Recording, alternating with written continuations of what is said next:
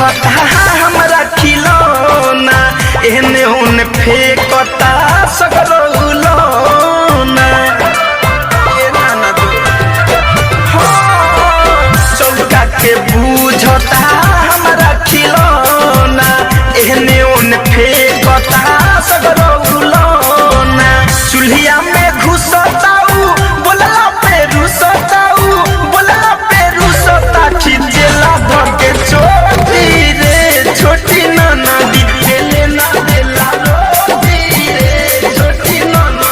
चोली में खेले गोदी रे ए छोटी नाना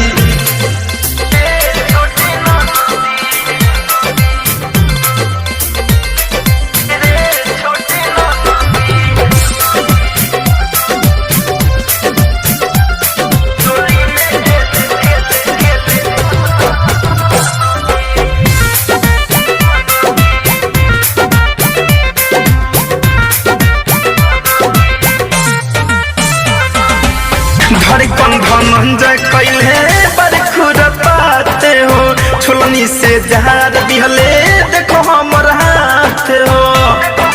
ए ननद अभिनव चंदन कैले बड़ खुरपाते हो छोलनी से जहार